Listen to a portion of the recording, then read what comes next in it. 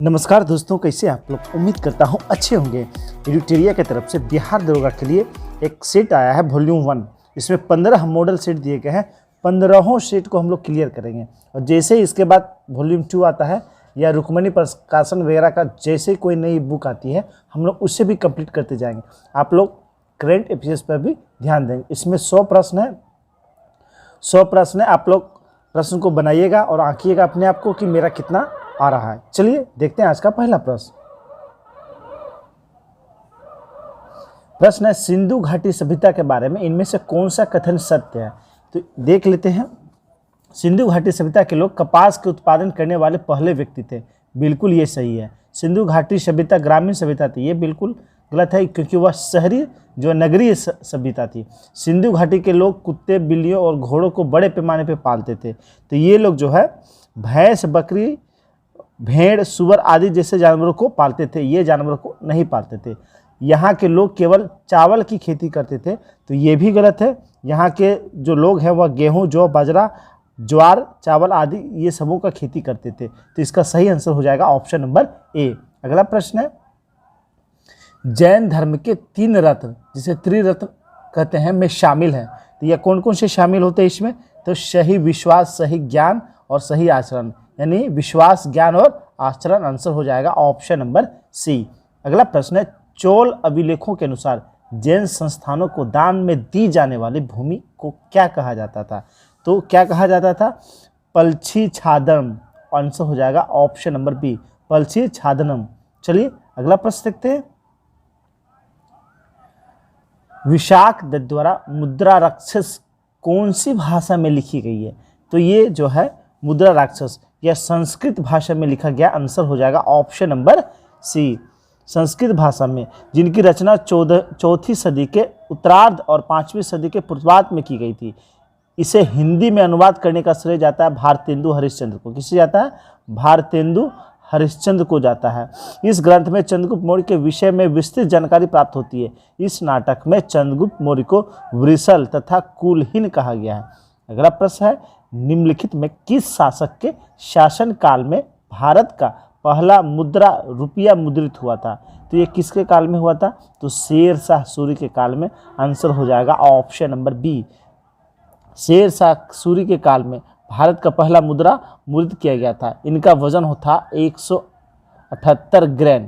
यह चांदी का था, चांदी का रुपया। चलिए देखते हैं अगला प्रश्न। प्रश्न है, निम्नलिखित में किसके शासनकाल में मुगलों और मराठों के बीच द्वंद्व प्रारंभ हुआ था? तो ये हुआ था औरंगजेब के काल में, आंसर हो जाएगा ऑप्शन नंबर डी, 1656 ईस्वी में शाहजहां के शासनकाल में सर्वप्रथम शिवाजी के नेतृत्व में मराठों ने मुगल क्षेत्र पर आक्रमण किया, लेकिन मराठों और मुगलों में प्रत्यक्ष संघर्ष औरंगजेब के शासनकाल में शुरू हुआ था। चलिए अगला प्रश्न, भारत में किस गवर्नर जनरल को स्थानीय सुशासन का पिता या जनक कहा जाता है? तो वह है लॉर्ड रिपन, आंसर हो जाएगा option number A, Lord Ripon. हम लोग जानते हैं इन्होंने वर्नाकुलर प्रेस एक्ट को समाप्त किया था। 1881 ईस्वी में नियमित जनगणना इन्हीं के द्वारा प्रारंभ किया गया था। 1881 में प्रथम कारखाना अधिनियम भी इन्हीं के समय में पारित हुआ था। चलिए अगला प्रश्न देखते हैं। ब्रिटिश साम्राज्य में अवध का विलय हुआ था। तो ब्रिटिश साम्राज्य में अवध का विलय हुआ था 1856 ईस्वी में, आंसर हो जाएगा ऑप्शन नंबर डी, 1856 ईस्वी में विलय हुआ था। किनके द्वारा? तो लॉर्ड डलहौजी के द्वारा कुशासन का आरोप लगाकर इसे जो है अवध में मिलाया गया था। और उस समय अवध के शासक थे वाजिद अली शाह। वाजिद अली शाह वहाँ के शासक थे। अगला प्रश्न है, निम्नलिखित में से किसने बंगाल के विभाजन, जो बंगाल विभाजन हुआ था 1905 ईस्वी में, के विरोध में हुए आंदोलन का नेतृत्व किया था? तो किसने इसका नेतृत्व किया था? तो सुरेंद्र नाथ बनर्जी ने इसका नेतृत्व किया था, आंसर हो जाएगा ऑप्शन नंबर ए। 1905 ईस्वी में जो बंगाल विभाजन हुआ था उसके विरोध में प्रारंभिक आंदोलन जो हुआ था उसका नेतृत्व इन्होंने किया था। 20 जुलाई 1905 को जो है बंगाल विभाजन क्या हुआ था, प्रभावी जो है यह जो है घोषणा हुई थी। उसके बाद 7 अगस्त 1905 को कलकत्ता के टाउन हॉल से इसकी जो है स्वदेशी आंदोलन करने की घोषणा हुई थी। 16 अक्टूबर 1905 को बंगाल विभाजन प्रभावी हुआ था और इसी 16 अक्टूबर को बंगाल में शोक दिवस के रूप में मनाया गया था। किस व्यक्ति ने महात्मा गांधी को पहली बार राष्ट्रपिता कहकर संबोधित किया था? तो ये कहा था सुभाष चंद्र बोस ने सबसे पहली बार राष्ट्रपिता। आंसर हो जाएगा ऑप्शन नंबर सी। अगला प्रश्न है सत्य शोधक समाज की स्थापना हुई थी? तो ये इसकी स्थापना किया था ज्योतिबा फुले ने 1873 ईस्वी में। आंसर हो जाएगा ऑप्शन नंबर सी। 1867 ईस्वी में प्रार्थना समाज की स्थापना किया गया था केशव चंद्र सेन, आत्मा राम पांडुकर और एमजी रनाडे के द्वारा। वहीं आप लोग जानते हैं आर्य समाज की स्थापना 1875 में दयानंद सरस्वती के द्वारा और 1839 ईस्वी में देवेंद्र नाथ ठाकुर के द्वारा तत्वबोधिनी सभा की स्थापना किया गया था। अगला प्रश्न है अटला देवी मस्जिद का निर्माण किस शासक द्वारा किया गया था? तो अटला देवी मस्जिद का निर्माण इब्राहिम शाह सरकी के द्वारा किया गया था। आंसर हो जाएगा ऑप्शन नंबर बी। और इसका निर्माण जो इस मस्जिद का निर्माण 1408 ईस्वी में किया गया था। अटाला देवी मस्जिद का निर्माण कन्नौज के राजा विजय चंद द्वारा निर्मित अटाला देवी के मंदिर को तोड़कर किया गया था। अगला प्रश्न है अलाउद्दीन के समय भू राजस्व की दर उपज का कितना भाग था? तो हम लोग जानते हैं 50% कर दिया था, यानी 1/2 कर दिया था। आंसर हो जाएगा ऑप्शन नंबर ए। जबकि लूट के माल का वह हिस्सा कितना लेने लगा था? तो 3/4 खम्स, जिसे हम लोग खम्स कहते हैं, उसमें से खम्स कहा जाता था। तो लूट के माल पर 3/4 और भू राजस्व लिया जाता था 1/2। अगला प्रश्न है भारतीय संविधान अपने नागरिकों को डैश की समानता का वचन देता है? तो प्रतिष्ठा और अवसर की समानता। आंसर हो जाएगा ऑप्शन नंबर सी। हमारे प्रस्तावना में सामाजिक, आर्थिक और राजनीतिक 3 प्रकार के न्याय, विचार, अभिव्यक्ति, विश्वास, धर्म और उपासना की स्वतंत्रता और प्रतिष्ठा और अवसर की समानता प्रदान करता है। अगला प्रश्न है निम्नलिखित में से कौन सी समिति ने मूल कर्तव्य को संविधान में सम्मिलित करने का सुझाव दिया था? तो ये दिया था स्वर्ण सिंह समिति। आंसर हो जाएगा ऑप्शन नंबर ए।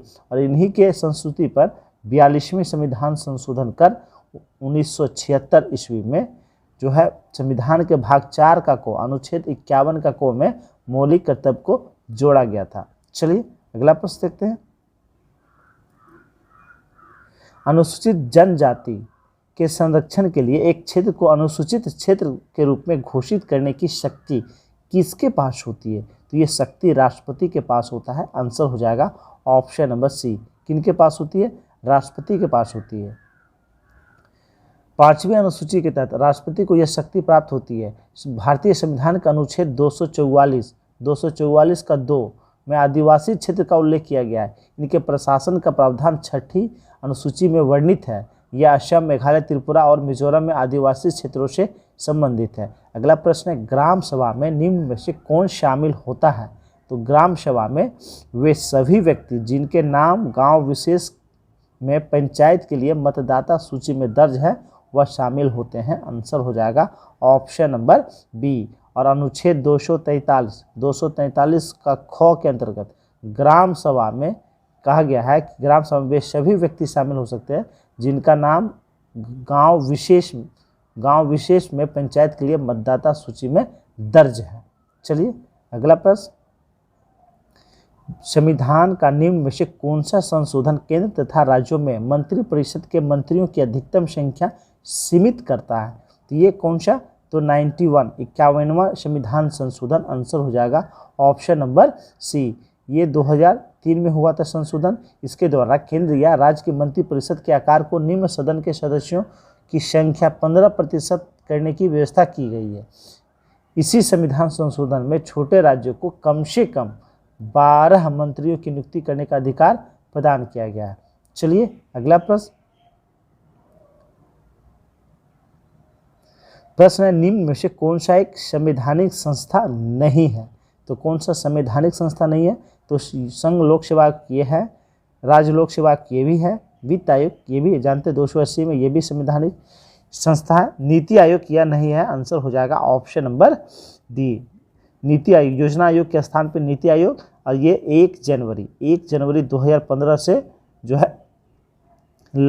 है यह स्थापित किया गया है। चलिए अगला प्रश्न 1946 में निर्मित अंतरिम सरकार में कार्यपालिका परिषद के उप सभापति थे। तो 46 में जो निर्मित अंतरिम सरकार था उसमें कार्यपालिका परिषद के उप सभापति कौन थे? तो ये थे पंडित जवाहरलाल नेहरू। आंसर हो जाएगा option number B, option number B. चलिए अगला प्रश्न, भारतीय संविधान के किस अनुच्छेद में केंद्र शासित प्रदेशों के लिए उच्च न्यायालय का प्रावधान है? तो केंद्र शासित प्रदेशों के लिए उच्च न्यायालय का प्रावधान अनुच्छेद 241 में है। आंसर हो जाएगा ऑप्शन नंबर सी। वहीं अनुच्छेद 231 में 2 या 2 से अधिक राज्यों के लिए एक ही उच्च न्यायालय की चर्चा है। वहीं बात करें अनुच्छेद 239 की, तो संघ राज्य क्षेत्रों का प्रशासन की चर्चा है। 214 की, राज्यों के लिए ये कहता है 2 राज्यों के लिए एक उच्च न्यायालय होगा। चलिए अगला प्रश्न, लोकसभा के स्पीकर का निर्वाचन होता है। तो लोकसभा के स्पीकर का निर्वाचन लोकसभा के सभी सदस्यों के द्वारा ही होता है। आंसर हो जाएगा ऑप्शन नंबर सी। निम्नलिखित में से कौन से मामले उच्च न्यायालय और उच्चतम न्यायालय के अधिकारिता में आते हैं? तो ये दो कौन से मामले आते हैं? तो मूल अधिकारों का परिवर्तन। आंसर हो जाएगा ऑप्शन नंबर सी। उच्चतम न्यायालय अनुच्छेद 32 के तहत तथा उच्च न्यायालय अनुच्छेद 226 के तहत मौलिक अधिकारों की रक्षा करता है। स्वर्ण त्रिभुज गोल्डन ट्रायंगल एक विशिष्ट क्षेत्र है जो मादक द्रव्यों की तस्करी के लिए प्रसिद्ध है। निम्न में से कौन सा देश इस त्रिभुज का भाग नहीं है? तो कौन इसका भाग नहीं है? तो ऑप्शन के अनुसार कंबोडिया इसका भाग नहीं है। आंसर हो जाएगा ऑप्शन नंबर डी।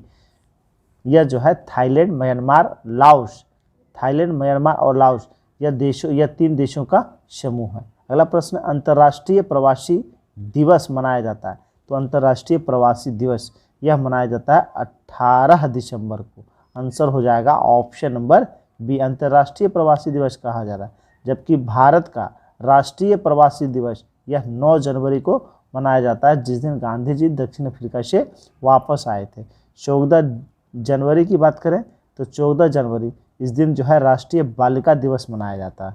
चलिए अगला प्रश्न, लोशुंग त्यौहार कहाँ लोकप्रिय है? तो लोशुंग त्यौहार यह किस राज्य का प्रसिद्ध त्यौहार है? तो सिक्किम का। आंसर हो जाएगा ऑप्शन नंबर बी। भूटिया और लेप्चा जनजाति द्वारा यह फसलों की कटाई के जश्न के रूप में मनाया जाता है। योनेक्स कप किस खेल से संबंधित है? तो योनेक्स कप यह बैडमिंटन से संबंधित है। आंसर हो जाएगा ऑप्शन नंबर ए। सूरज ताल झील किस राज्य में स्थित है?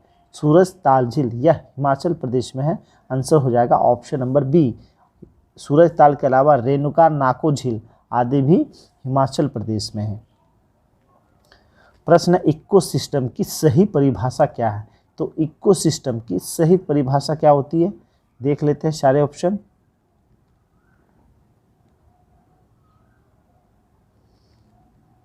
तो इसका आंसर हो जाएगा जीव समुदाय और उसके वातावरण का संतुलित तंत्र को इकोसिस्टम कहा जाता है। आंसर हो जाएगा option number D. Option number D इसका राइट आंसर हो जाएगा।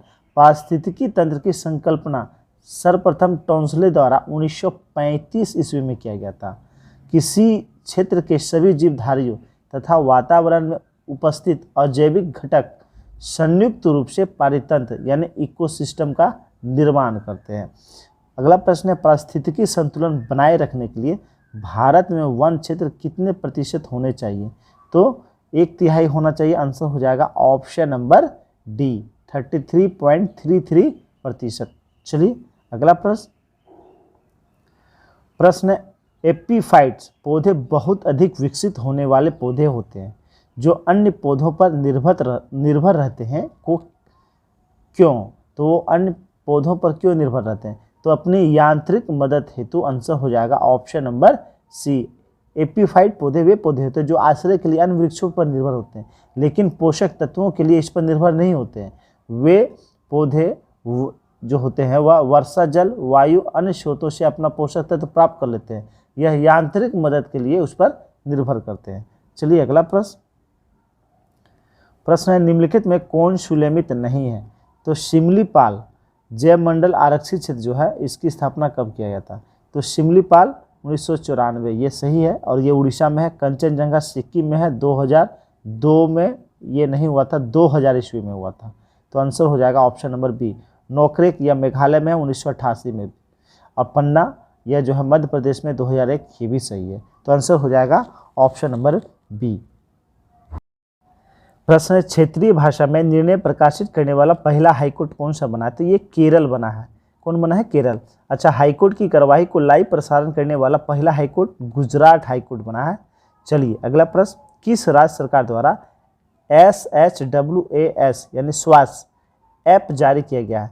तो ये किसके द्वारा? तमिलनाडु सरकार के द्वारा जारी किया गया। आंसर हो जाएगा ऑप्शन नंबर डी। तमिलनाडु सरकार ने राज्य के स्वच्छता कर्मचारी और उसके परिवार के सदस्यों के कल्याण के लिए यह ऐप जारी किया है। अगला प्रश्न है, हाल ही में संगम नौसेना अभ्यास का आयोजन भारत ने किस देश के साथ किया है? तो ये भारत ने अमेरिका के साथ किया है। आंसर हो जाएगा ऑप्शन नंबर सी। इसका 7वां जो है अभ्यास था और यह 2022 दिसंबर में गोवा में संपन्न हुआ था। चलिए अगला प्रश्न, अंतर्राष्ट्रीय श्रम संगठन ILO में शामिल होने वाला 187वां देश कौन सा बना है? तो ILO में शामिल होने वाला 187वां देश बना टोंगा। कौन बना है? टोंगा बना है। आंसर हो जाएगा ऑप्शन नंबर बी।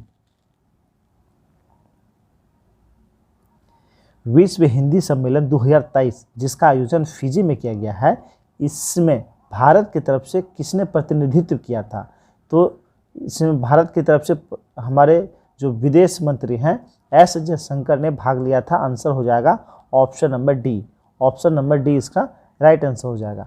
अगला प्रश्न है, भारत सरकार ने भूकंप प्रभावित देश तुर्की और सीरिया की मदद के लिए कौन सा ऑपरेशन चलाया? तो कौन सा ऑपरेशन था?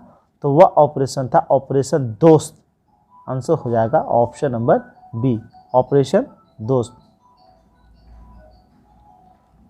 अगला प्रश्न, ग्लोबल फायर पावर इंडेक्स 2023 में कौन सा देश प्रथम स्थान पर है? तो ग्लोबल फायर पावर इंडेक्स 2023 में प्रथम स्थान पे अमेरिका है। आंसर हो जाएगा ऑप्शन नंबर सी, अमेरिका जो है प्रथम स्थान पे है। वहीं भारत की बात करें तो भारत चौथे नंबर पे है। भारत चौथे नंबर पे है। चलिए अगला प्रश्न, वित्त वर्ष 2023-24 के दौरान देश का GDP विकास दर कितना प्रतिशत रहने का अनुमान है? तो 23-24 में देश का GDP कितना रहने का अनुमान है? तो यह 6 से 6.8%। आंसर हो जाएगा option number B. Option number B. दूध उत्पादन में भारत का विश्व में कौन सा स्थान है? तो दूध उत्पादन में भारत विश्व में पहला स्थान पे है। आंसर हो जाएगा option number A right answer हो जाएगा। लगभग 25% दूध, विश्व का 25% दूध भारत में उत्पादित होता है। प्रश्न है, अर्जुन पुरस्कार 2022 से सम्मानित सुश्री अंशु का संबंध किस खेल से है?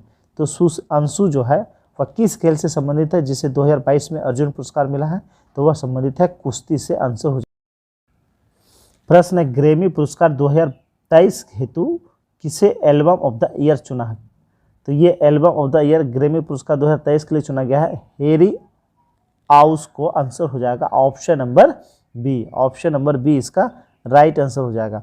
हाल ही में 65वां ग्रैमी अवार्ड की घोषणा की गई जिसमें album of the year Harry आउस को चुना गया है। जबकि सॉन्ग ऑफ द ईयर की बात करें तो जस्ट लाइक डेट को दिया गया। जस्ट लाइक डेट को जो है सॉन्ग ऑफ द ईयर की। चलिए अगला प्रश्न, प्रसिद्ध पुस्तक विक्ट्री सिटी के लेखक हैं। तो विक्ट्री सिटी के लेखक कौन है? तो इसके लेखक है सलमान रुश्दी। आंसर हो जाएगा option number A. Option number A. यह पुस्तक 2023 में प्रकाशित किया गया है। और इनकी अगर अन्य पुस्तक की बात करें तो midnight children, shame, the satanic verses, ये जो है सलमान रुश्दी की प्रमुख पुस्तकें हैं। अगला प्रश्न है, विश्व कैंसर दिवस 2023 का थीम है। तो इसका थीम क्या है? हम लोग जानते हैं 4 फरवरी को विश्व कैंसर दिवस मनाते हैं। इसका थीम है 2023 का close the care gap. Answer हो जाएगा ऑप्शन नंबर बी। प्रश्न है, स्टैच्यू ऑफ नॉलेज को स्थापित किया गया है। तो स्टैच्यू ऑफ नॉलेज यह कहाँ स्थापित किया गया? महाराष्ट्र में किया गया है। आंसर हो जाएगा ऑप्शन नंबर ए। यह महाराष्ट्र में स्थापित किया गया है। यह BR अम्बेडकर की प्रतिमा है। लगभग 70 फुट ऊंची है। 70 फीट जो है ऊंची है। अगला प्रश्न है, जनवरी 2023 में आई रिपोर्ट के अनुसार 2022 में भारत का सबसे प्रदूषित शहर कौन सा है? तो सबसे प्रदूषित शहर भारत का है यह नई दिल्ली। आंसर हो जाएगा ऑप्शन नंबर ए। कौन सा? नई दिल्ली। प्रश्न है, निम्नलिखित प्रश्नों में कौन सही सुमेलित नहीं है राज्य और राज्यपाल के बारे में। तो अरुणाचल प्रदेश के राज्यपाल केरी परनायक सही है। मेघालय का फागू चौहान ये भी सही है। झारखंड का सीपी राधाकृष्णन ये भी सही है। महाराष्ट्र का गणेश लाल, तो महाराष्ट्र का गणेश लाल ये सही नहीं है। महाराष्ट्र के जो बने हैं वह हैं रमेश बैस। कौन बने हैं महाराष्ट्र के राज्यपाल? रमेश बैस बने हैं। अन्य सभी सही है। वहीं बिहार की बात करें तो राजेंद्र बी आर्लेकर बिहार के राज्यपाल हैं। अगला प्रश्न है, हाल ही में तुलसीदास बलराम का निधन हो गया, इनका संबंध किस क्षेत्र से था? तो इनका संबंध खेल से था। आंसर हो जाएगा ऑप्शन नंबर ए। ये एक प्रसिद्ध फुटबॉलर थे। कौन थे? प्रसिद्ध फुटबॉलर थे। इन्हें अर्जुन पुरस्कार भी मिल चुका है। चलिए अगला प्रश्न, भारतीय प्रतिस्पर्धा आयोग के नए अध्यक्ष कौन बने हैं? तो भारतीय प्रतिस्पर्धा के नए अध्यक्ष बने हैं संगीता वर्मा। आंसर हो जाएगा ऑप्शन नंबर ए हो जाएगा राइट आंसर। चलिए अगला प्रश्न, अंतर्राष्ट्रीय धम्म सम्मेलन का उद्घाटन कहाँ किया गया? तो अंतर्राष्ट्रीय धम्म सम्मेलन, इसका उद्घाटन भोपाल में किया गया है द्रौपदी मुर्मू के द्वारा। ये 3 दिवसीय सम्मेलन जिसमें लगभग 15 से अधिक देश शामिल होंगे। चलिए अगला प्रश्न, हाल ही में दयानंद सरस्वती की कौन सी जयंती मनाई गई है? तो हाल ही में दयानंद सरस्वती की 200वीं जयंती मनाई गई है। आंसर हो जाएगा ऑप्शन नंबर बी। हम लोग जानते हैं दयानंद सरस्वती, इन्होंने जो है आर्य समाज की स्थापना किया था 1875 ईस्वी में। 1875 ईस्वी में। चलिए अगला प्रश्न,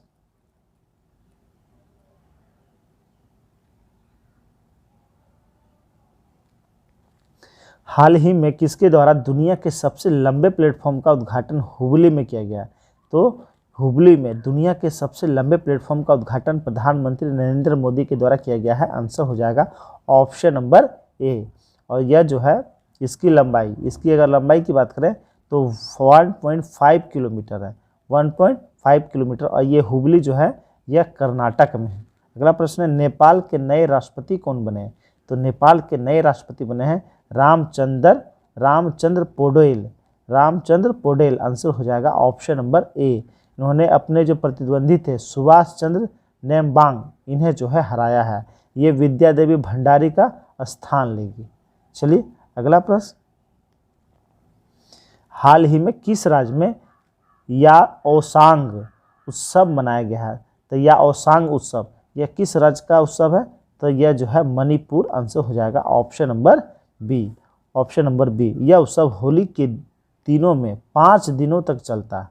अगला प्रश्न है, महाराष्ट्र भूषण पुरस्कार 2022 से किसे सम्मानित किया गया? तो महाराष्ट्र भूषण पुरस्कार 2022 यह सम्मानित किया गया अप्पा साहेब धर्माधिकारी को। आंसर हो जाएगा ऑप्शन नंबर ए। ये एक सामाजिक कार्यकर्ता है।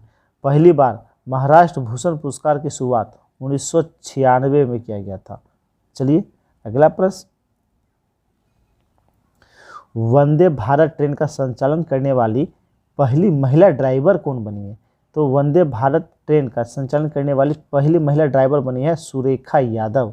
आंसर हो जाएगा ऑप्शन नंबर बी। इन्होंने शोलापुर से मुंबई तक ट्रेन चलाई है। सुरेखा यादव देश की पहला महिला ट्रेन ड्राइवर भी है। रबी फसल की बुआई की जाती है। तो रबी फसल की बुआई की जाती है अक्टूबर से नवंबर तक। आंसर हो जाएगा ऑप्शन नंबर बी। अक्टूबर से नवंबर तक की जाती है, जबकि इसकी कटाई जो है मार्च अप्रैल में किया जाता है। मार्च अप्रैल में इसकी कटाई की जाती है। जबकि खरीफ फसल की बात करें तो उसकी बुआई जून जुलाई में की जाती है और सितंबर अक्टूबर में काट ली जाती है। रबी फसल की बात करें तो गेहूँ, चना, जौ, सरसों आदि रबी फसल के अंतर्गत आते हैं। अगला प्रश्न है, जूट उत्पादन में अग्रणी राज्य है। तो जूट के उत्पादन में अग्रणी राज्य है वेस्ट बंगाल, पश्चिम बंगाल। आंसर हो जाएगा option number B. Option number D हो जाएगा आंसर। Option number D. कपास के बाद दूसरी सर्वाधिक रेशे वाली फसल होती है जूट। चलिए अगला प्रश्न, किस भारतीय राज्य की अधिकतम सीमा म्यांमार से लगती है? तो म्यांमार से सबसे अधिक सीमा साझा करता है अरुणाचल प्रदेश। आंसर हो जाएगा option number A. Option number A. यह लगभग 520 किलोमीटर लंबी सीमा साझा करता है। 520 किलोमीटर। अगला प्रश्न है, भारत के उत्तरी मैदानों में शीत ऋतु में वर्षा होती है, किसके कारण होती है? यह वर्षा होती है पश्चिमी विक्षोभ के कारण। आंसर हो जाएगा ऑप्शन नंबर बी। यह वर्षा रबी फसल के उत्पादन में सहायक। प्रश्न है, कॉफी पोर्ट के नाम से जाना जाता है, तो सेंटोस बंदरगाह जो है वह कॉफी पोर्ट के नाम से जाना जाता है। आंसर हो जाएगा ऑप्शन नंबर बी। यह ब्राजील में है। विश्व में सर्वाधिक कॉफी उत्पादन में ब्राजील पहले स्थान पे है, और ये ब्राजील का सेंटोस जो बंदरगाह है यह जो है कॉफी बंदरगाह के रूप में जाना जाता है। चलिए अगला प्रश्न, नंदा देवी चोटी किस हिमालय का भाग है? तो नंदा देवी चोटी की बात की जा रही है, तो यह किस हिमालय का भाग है? तो यह कुमायूं हिमालय का भाग है। आंसर हो जाएगा option number C, Kumaon Himalaya का भाग है। यह उत्तराखंड में स्थित है। यह भारत की दूसरी सबसे बड़ी चोटी है। यह हिमालय की प्रमुख चोटी, अब बात करें हिमालय की प्रमुख या कुमायूं हिमालय की अगर प्रमुख चोटी की बात करें तो कामेट, केदारनाथ, त्रिशूल आदि कुमायूं हिमालय के अंतर्गत आते हैं। अगला प्रश्न है, द्वीपों का समूह लक्षद्वीप है, तो यह किससे निर्मित है? तो हम लोग जानते हैं यह प्रवाल द्वारा निर्मित है। आंसर हो जाएगा ऑप्शन नंबर ए। लक्षद्वीप अरब सागर में स्थित है। यह प्रवाल द्वारा निर्मित द्वीप है। इस पर लगभग 36 छोटे छोटे द्वीप का समूह है। 1956 ईस्वी में इसे केंद्र शासित प्रदेश के रूप में स्थापित किया गया। चलिए अगला प्रश्न,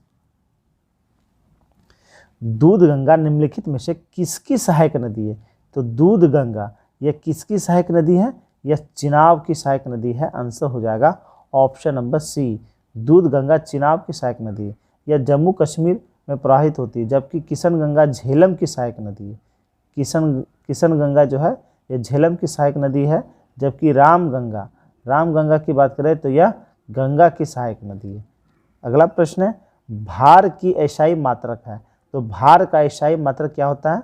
तो ये एसआई मात्रक होता है न्यूटन। आंसर हो जाएगा option number C, option number C. वहीं बात करें लंबाई का, तो इसका मात्रक मीटर होता है, द्रव्यमान का किलोग्राम, समय का सेकंड, विद्युत धारा का एम्पियर, ताप का केल्विन, पदार्थ की मात्रा का मोल और ज्योति तीव्रता का कैंडला। चलिए अगला प्रश्न देखते हैं, निम्नलिखित में से कौन सा यंत्र समुद्र के स्तर से ऊपर की वस्तुओं को देखने के लिए पनडुब्बी में प्रयोग किया जाता है? तो कौन सा यंत्र है जो समुद्र के स्तर से ऊपर वस्तु को देखने के लिए प्रयोग में किया जाता है? तो वह होता है पेरिस्कोप। आंसर हो जाएगा ऑप्शन नंबर बी। पेरिस्कोप पनडुब्बियों में उपयोग होने वाला एक उपकरण है, जिसकी सहायता से पानी में डूबे हुए वस्तुओं को पानी के ऊपर का दृश्य दिखाई देता है। अगला प्रश्न है, यदि कार्य का मान धनात्मक हो तो जिस निकाय पर कार्य हो रहा है क्या प्रभाव पड़ेगा? अगर कार्य का मान धनात्मक है और जिस निकाय पर कार्य हो रहा है उस पर इसका क्या प्रभाव पड़ेगा? तो क्या पड़ेगा? तो उसकी ऊर्जा में वृद्धि हो जाएगी। आंसर हो जाएगा ऑप्शन नंबर डी।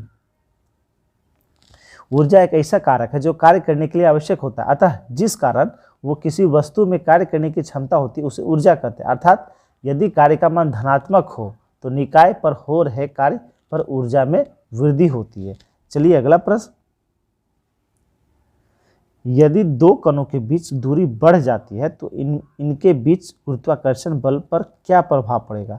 तो दो कणों के बीच यदि दूरी बढ़ जाए तो उसके बीच ग्रेविटेशनल फोर्स का मान क्या होगा? कम हो जाएगा। आंसर हो जाएगा ऑप्शन नंबर बी। न्यूटन के गुरुत्वाकर्षण नियम के अनुसार ब्रह्मांड में किन्हीं दो पिंडों के बीच लगने वाला बल उसके द्रव्यमान के गुणनफल के समानुपाती तथा उसके मध्य दूरी के व्युत्क्रमानुपाती होता है। अगला प्रश्न है, उत्क्षेप बल और भार कार्य करते हैं, तो ये जो कैसे कार्य करते हैं? तो ये जो है एक दूसरे के विपरीत दिशा में कार्य करते हैं। आंसर हो जाएगा ऑप्शन नंबर डी। चलिए अगला प्रश्न, निम्न में से क्या तरंग की विशेषता नहीं है? तो तरंग की विशेषता क्या नहीं होती है? तो माध्यम नहीं होता है। आंसर हो जाएगा ऑप्शन नंबर बी। तरंग की विशेषता माध्यम नहीं होती है, जबकि तरंग धैर्य, आयाम, आवृत्ति ये तरंग की विशेषताएं होती है। निम्नलिखित में से कौन सा विकल्प रासायनिक परिवर्तन है? तो रासायनिक परिवर्तन की बात करें तो इसमें दूध का दही में परिवर्तित होना यह रासायनिक परिवर्तन है।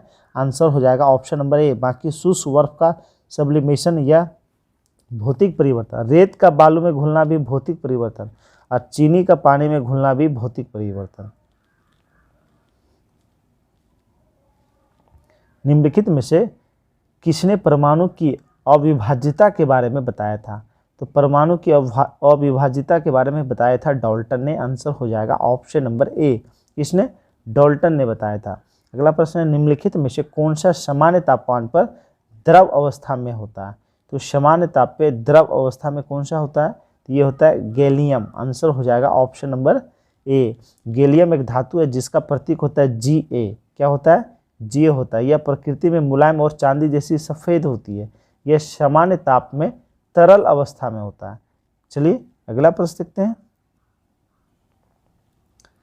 निम्नलिखित में से कौन सा किसी धातु का इलेक्ट्रॉनिक विन्यास नहीं है?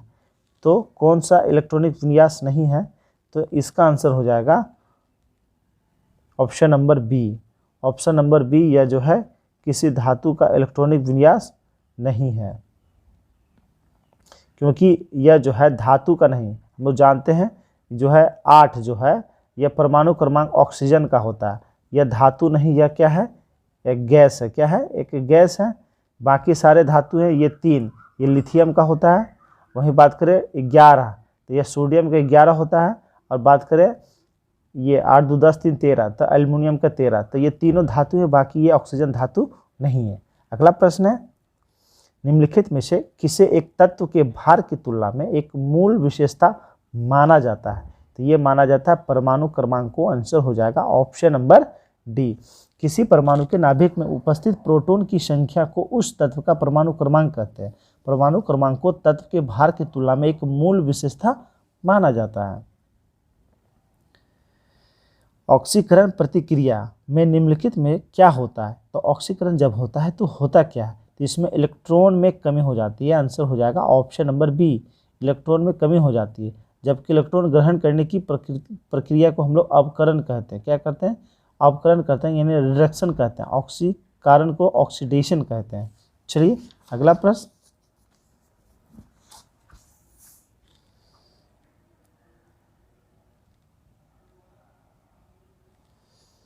प्रश्न है, यदि किसी लवण का पीएच मान 0 हो तो वह डैश का लवण होता है।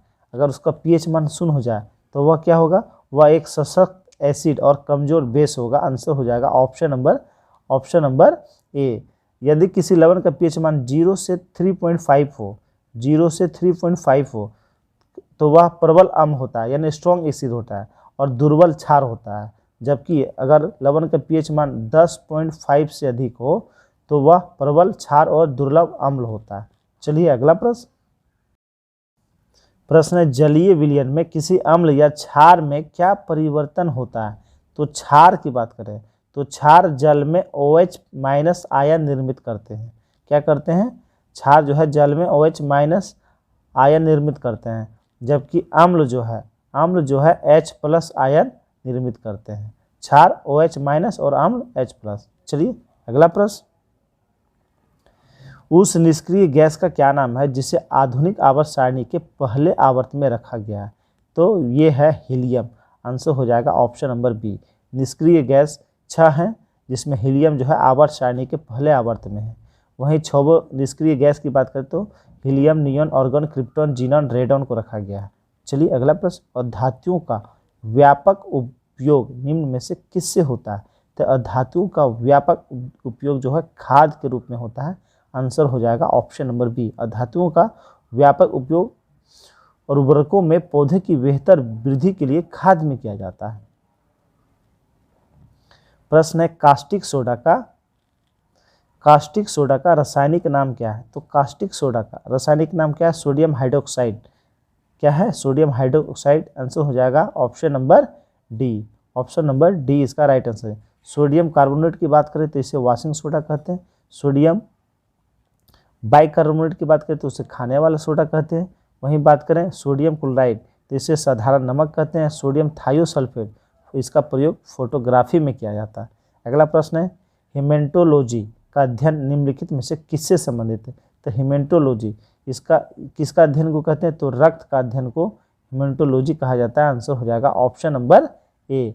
जबकि डेंट्रोलॉजी की बात करें तो उसमें वृक्षों और झाड़ियों का अध्ययन संबंधित है। वहीं वायरोलॉजी विषाणुओं का अध्ययन वायरोलॉजी कहलाता है, जबकि कृत्रिम माध्यम से ऊतकों का संवर्धन टिश्यू कल्चर कहलाता है। अगला प्रश्न है,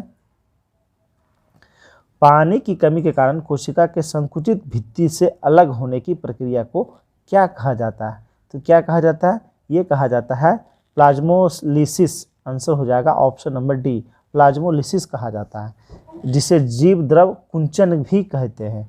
अगला प्रश्न है, हमारे शरीर में वसा संचायक ऊतक कौन सा है? तो वसा संचायक ऊतक यह कौन सा है? तो यह है एपिडोज ऊतक। आंसर हो जाएगा ऑप्शन नंबर ए। हमारे शरीर में यह वसा संचायक ऊतक है। विभिन्न कोशिकाओं के मिलने से ऊतक का निर्माण होता है। वसा ऊतक दो प्रकार के होते हैं। कौन कौन? एक तो हुए एडिपोज ऊतक और दूसरा होता है एरियोलर ऊतक। ये दो प्रकार के होते हैं। चलिए अगला प्रश्न, अस्थायी ऊतकों के निर्माण के लिए एक स्थायी संरचना, आकार और क्रिया अपनाने की प्रक्रिया को क्या कहा जाता है? तो ये कहा जाता है विभेदन। आंसर हो जाएगा ऑप्शन नंबर डी, विभेदन कहा जाता है।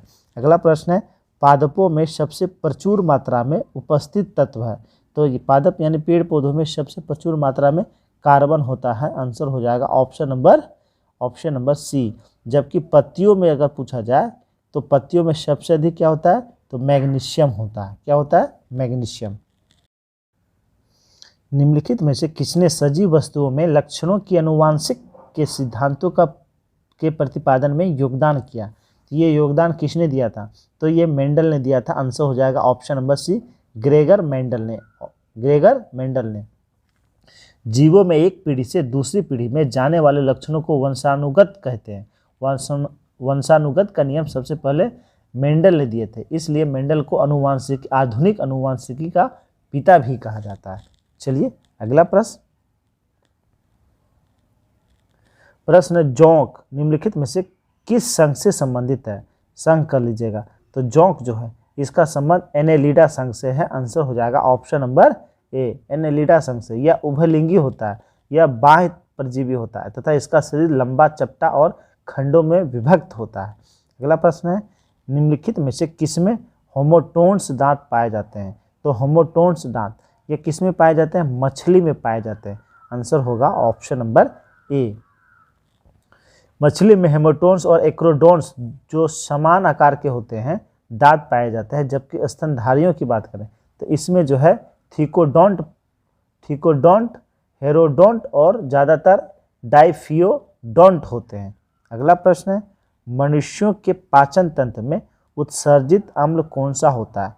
तो मनुष्यों के पाचन तंत्र से उत्सर्जित अम्ल कौन सा होता है? ये होता है हाइड्रोक्लोरिक अम्ल यानी HCl। आंसर हो जाएगा ऑप्शन नंबर डी, इसका राइट आंसर हो जाएगा HCl। यह जो है जीवाणुओं को नष्ट कर देता है। निम्नलिखित में से कौन सा रोग विषाणु जनित नहीं है, यानी वायरस से नहीं फैलता है? तो वायरस से नहीं फैलने वाला रोग कौन सा है? तो इसमें है तपेदिक। आंसर हो जाएगा ऑप्शन नंबर बी, तपेदिक। यह जीवाणु के द्वारा फैलता है, जबकि चेचक, इन्फ्लुएंजा, खसरा, पोलियो, एड्स, रेबिस, डेंगू, ज्वर, डेंगू बुखार आदि जो है वायरस जनित रोग है। अगला प्रश्न है, 1949 ईस्वी में भारत सरकार द्वारा नियुक्त राष्ट्रीय आय समिति का अध्यक्ष निम्नलिखित में से कौन थे? तो 1949 ईस्वी में राष्ट्रीय आय समिति जो गठित हुआ था उसके जो अध्यक्ष थे वह कौन थे? तो उसके अध्यक्ष थे PV महालनोबिस। आंसर हो जाएगा option number B, PV Mahalanobis जो है उसके अध्यक्ष थे। डॉक्टर R गोडगिल तथा KRV राव इस समिति के अन्य सदस्य थे। चलिए अगला प्रश्न है, national academy of agriculture research management NAARM स्थित है, तो ये कहाँ स्थित है? यह हैदराबाद में स्थित है। आंसर हो जाएगा ऑप्शन नंबर बी। निम्नलिखित कीमत सूचकांकों में से केंद्र सरकार के कर्मचारियों की मजदूरी में क्षतिपूर्ति हेतु किसका प्रयोग किया जाता है? तो किसका प्रयोग किया जाता है? तो ये किया जाता है औद्योगिक कर्मियों के लिए उपभोक्ता कीमत सूचकांक। आंसर हो जाएगा ऑप्शन नंबर बी, जिससे CPI-IW कहा जाता है। चलिए अगला प्रश्न देखते हैं। तो ये 5 मैथ के प्रश्न, इसे भी हम लोग देख लेते हैं। यदि 39 और 156 के बीच मध्यानुपाती x तथा 24 और 36 का तृतीय समानुपाती y हो तो 6x रेशियो 313y का मान क्या होगा। तो पहले हम लोग मध्यानुपाती निकाल लेते हैं, यानी x का मान निकाल लेते हैं। तो मध्यानुपाती क्या हो जाएगा, रूट अंडर 39 गुना यानी root under a into B, 39 गुना 156, सॉल्व कीजिएगा 78 हो जाएगा।